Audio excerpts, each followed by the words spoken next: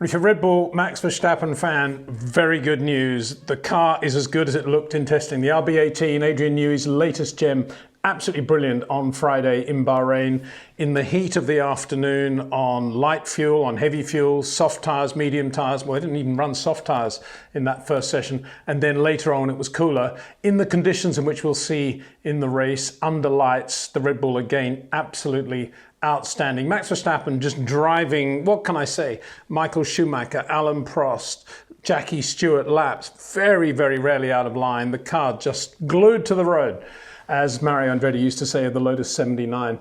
So for Max Verstappen, his first race as the reigning world champion, this is nirvana, particularly as Mercedes and Lewis Hamilton are in massive trouble. More on that in a little bit. Just to focus on Max, it was quite funny afterwards to see Pierre Gasly and AlphaTauri saying, I don't know what happened, we were quickest in FP1, but FP2 it was only P13. Well, of course, in FP1, Pierre and the AlphaTauri team, neither Charles Leclerc nor the Red Bull drivers ran the soft tyre, so it wasn't really a fair comparison. Let's just have a look at what they all did in FP1. Remember that that is in the afternoon, the conditions are hotter. That is what FP3 will be tomorrow, but it has no real relevance to what we're going to see for qualifying in the race. So in FP1, you can see here on the medium tyre runs when they went out, and it was kind of everything was equal. I just wanted to show this. I've got them in the different colours just to highlight the teams. If that doesn't tell you everything you need to know about Formula One right now and where the teams are, then nothing will. Look at Red Bull,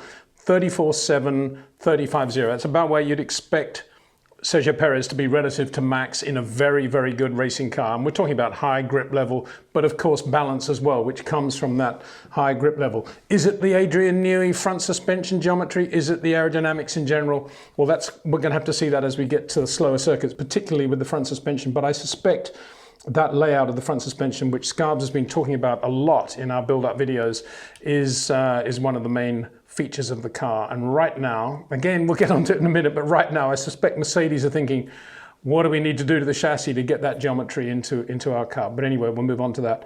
So you got the two Red Bulls, and then the next quickest team on the medium tyre, the two Ferraris. The two Ferraris look really good all day. Interestingly, Charles Leclerc always slightly quicker than Carlos Sainz whenever they were out. Also interesting to see on the Charles Leclerc side of the pit wall in the garage, Jock Clear back there again. And I suspect that's a move by Charles, looking at his season past and what's going on at Ferrari, some of the dynamics, the politics, and saying, look, I need Jock back with me. And you can see the results, really, really good. 36.1, 36.3. It looks like a pretty big gap to Red Bull, and I suspect it is, and it will be over a Grand Prix race distance. But as we can see in FP2, as we will see in FP2, the Ferrari pretty good on soft tyre and light fuel as well. So, but a shade, both cars, emphatically both cars quicker than both Mercedes, which looked horrendous. Just now we'll get on to Mercedes. Just bouncing Lewis Hamilton for all the will in the world. And I did say this when we saw Lewis ebullient going into this new year. Yeah, putting Abu Dhabi behind us, really looking forward to the new season, the new car, everything else. I did say at the time, that's all very well, but when it comes down to seeing whether or not Mercedes have been able to retain their competitiveness alongside Red Bull, despite having less wind tunnel and CFD time over the winter, and despite various other factors as well, we'll see then how Lewis is. We'll see mid-season how Lewis feels. If, for example, just by the way racing goes, George Russell has, say, 10, 12 points more than Lewis by mid-season, and Max has won, I don't know what, 5 races, Lewis has won maybe 1 or 2. How's Lewis's motivation going to be at that point?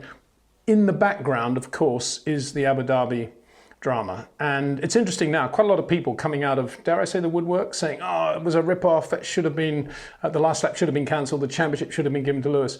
Well, it's all very well for people to say that now, because it's all done and dusted, and we've got into the situation where we're saying, well, it happened, it was wrong, but let's just move on, make sure it doesn't happen again. That's the important thing. Well, it isn't the important thing because, in my view, and as I said at the time, that last lap was not run to Formula One regulations, and Lewis Hamilton won that race. But anyway, that is something that Lewis is not thinking about right now, for sure, but it will be in the back of his psyche as the season progresses, if it continues like this. I keep looking down at my laptop because I've got the times there as well.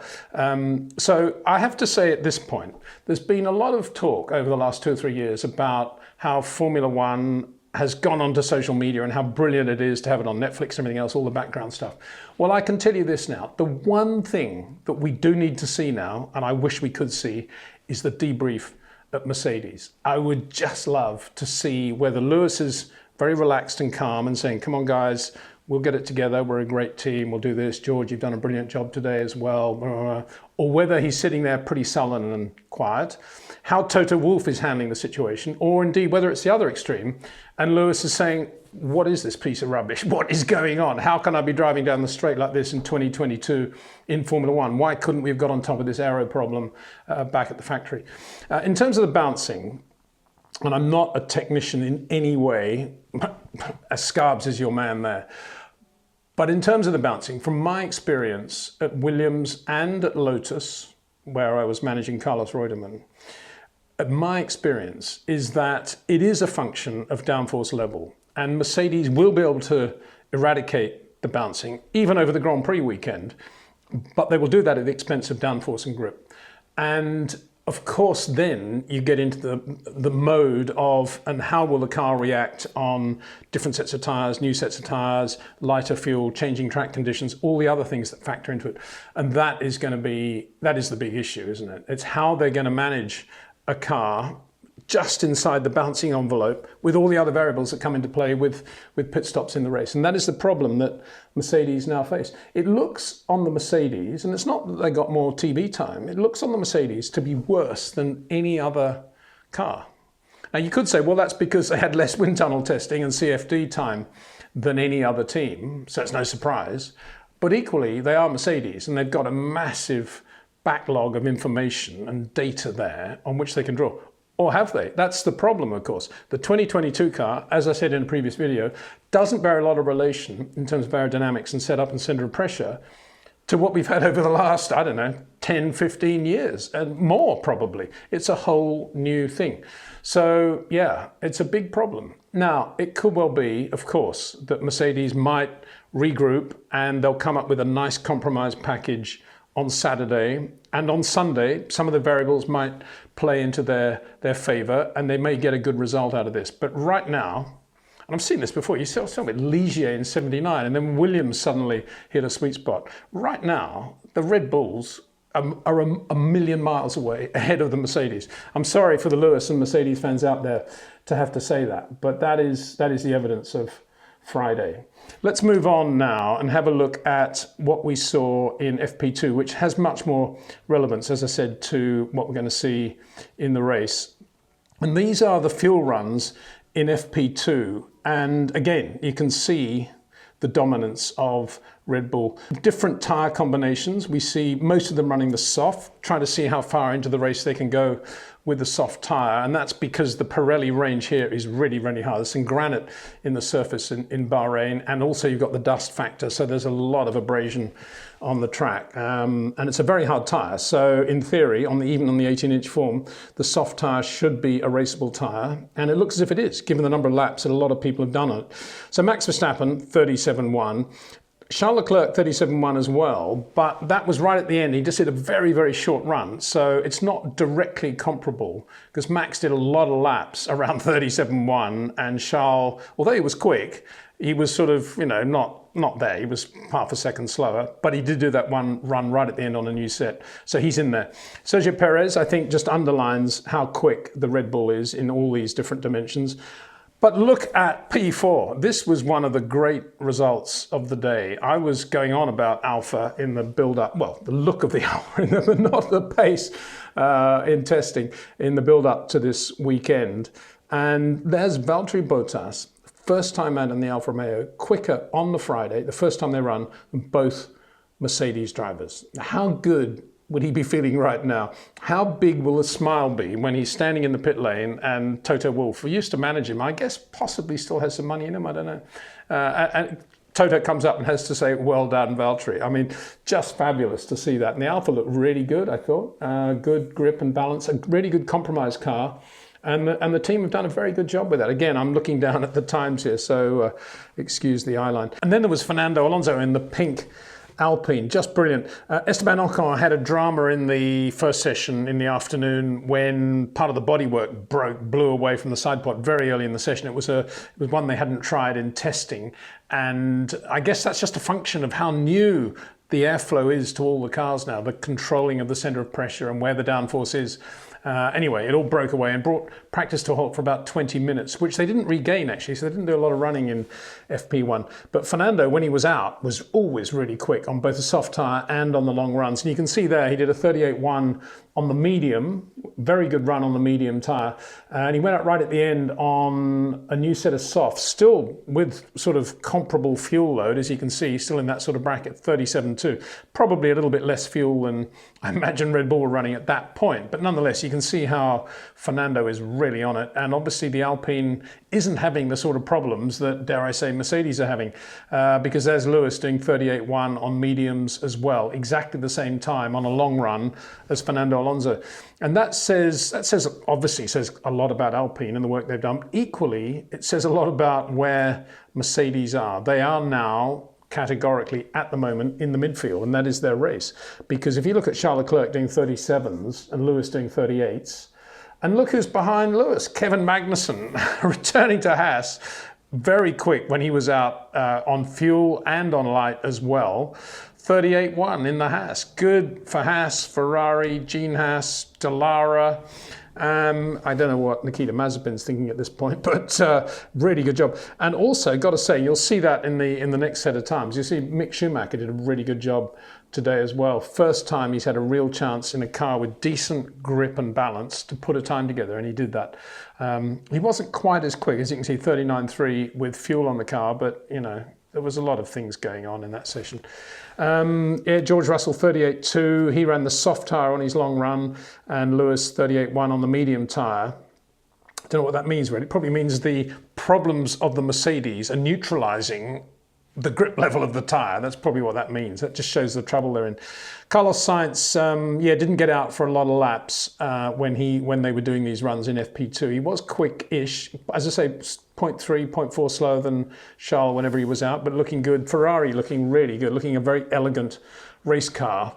And they must be thinking we got a chance here of definite podium, if not a win, if things go their way. But let's not get ahead of ourselves there.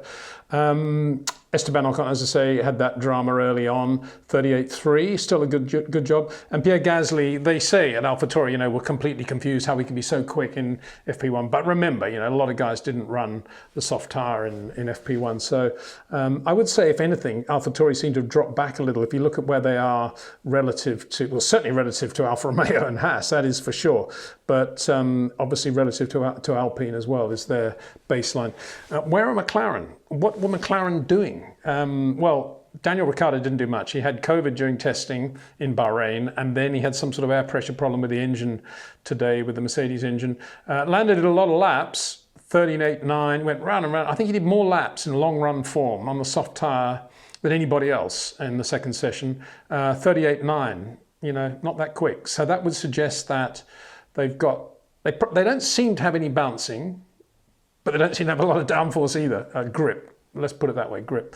So they are in trouble as well, which is bizarre, isn't it, really? But because you'd think they'd be coming out really, really quick. And let's just have a look finally at the soft tyre runs, which you will have seen on the internet by now, all the quick times. Max, again, just went out a little bit later than everybody else. Oh, what's Charles done? 32.0? Yeah, I'll do a 31.9. Probably a lot more fuel on board, I would imagine. Although, you've got to say that's sort of, he would have been out there looking to see what he could do in qualifying, because it is the time they'll be doing it tomorrow. So, yeah, I'll take that one back, I guess. Charles Leclerc, 32.0. Very good job from Charles.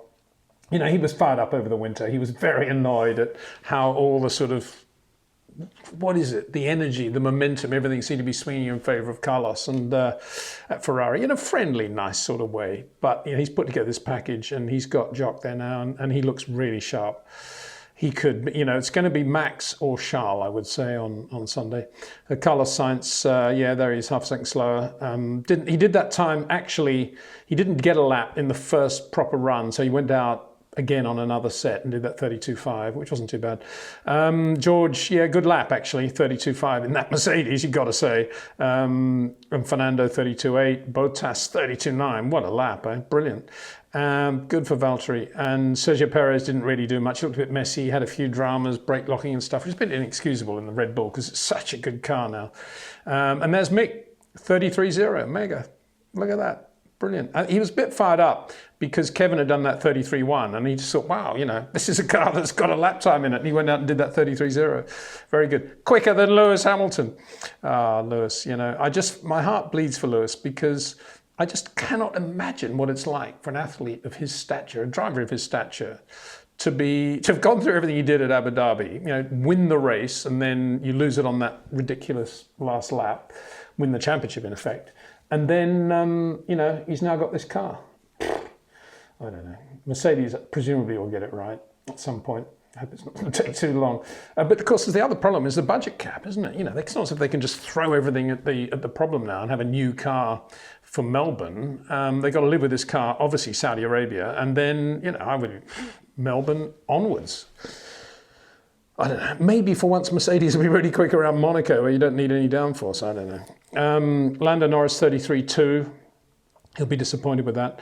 Esteban 33.5. Pierre Gasly 33.6. You can see why he wasn't too happy afterwards. So there we are. It was a great day for some people, Red Bull and Max particularly, because not only has he got a great race car and his race team is exactly the same feel, everything's brilliant, but also his key rival, Lewis, is in big trouble. He's got Ferrari to think about now, but it looks like Red Bull have got sort of 0.2, 0.3 over Ferrari at any given moment, give or take all the variables that come into the race, and maybe Charles will make a good start or do something like that. So yeah, really, really good for Red Bull, and a diabolical start of the year for Mercedes. And it's a long time since we've seen this. I suppose some people are going to be saying, yeah, good, they've had it coming to them, they've been winning too many races. This is what the new regulations are all about. That's what presumably Alpine may be saying, the regulations work. We've got more wind tunnel testing. Now we got a car as good as the Merc. Well, in that sense, I suppose it's right. But in another sense, the purity of life and the purity of doing the job, it's kind of a very difficult situation, I think, right now. Okay, that's it. We'll obviously be doing another video on Saturday, another one on Sunday for the race. I look forward to those. I just wanted to finish with 2 points. One, 3 books have come my way recently, all of them excellent. So I really want to recommend them. The first, this Patrick Tambay book. Sadly, it's only in French. I say sadly, it's only in French, but it's at the moment, I think, but it's a really, really good book. And anything to do with Patrick Tambay is to be read and to be devoured because he is just a great guy and a fabulous racing driver. Second book, Mike Spence, another of my heroes. I was a huge Mike Spence fan in 67 and 68, particularly the beginning of 68 when he was super quick. But of course, he was Jimmy's teammate for so long at Lotus as well. Lovely guy. And this book's just come out on Mike, so you've got to see it. Nobody's ever done a proper book on Mike Spence before. Well, there was one right at the beginning of his career when he was in Formula Junior, which was excellent as well. But this is the definitive work, so good job to get this Mike Spence book out. And one of the great driver engineers as well, certainly Jim Hall at Chaparral had enormous faith in Mike, as did Alan Mann with the Ford F3L, the best test driver he ever had, quote unquote, Alan Mann. And then finally, just arrived on the desk, Max Verstappen, the new book on Max. This is not to be missed. If you're a Max fan, for sure you'll probably have it already. If you're not, I still recommend it because it's beautifully written, beautifully put together. And yeah, he is the reigning world champion. So there you go. There's the book, the 3 books. And the other point I just wanted to make was, it's just a personal thing, this. But you've seen I've got the Ukraine hashtag at the bottom of the description below this video and in others we've been doing. And I just wanted to mention my agent at this channel at YouTube, Robert Waterman, who over the last couple of weeks, I know 1 million people out there have brilliantly raised money for the Ukrainians and have done a great job. He's raised over $30,000 in just a couple of weeks. But much more importantly, Robert, for the last 10 years, has been driving every winter to, I think it's every winter, maybe autumn, to Ukraine and a couple of other countries, but specifically Ukraine, to children's charities over the last 10 years, every year for the last 10 years, delivering food and clothing and things like that. And now, of course, he's got a lot of contacts there, and he's raised that money as well. So Robert, brilliant job, and it's a privilege to be working with you on YouTube. Anyway, that's it. Look forward to seeing you tomorrow.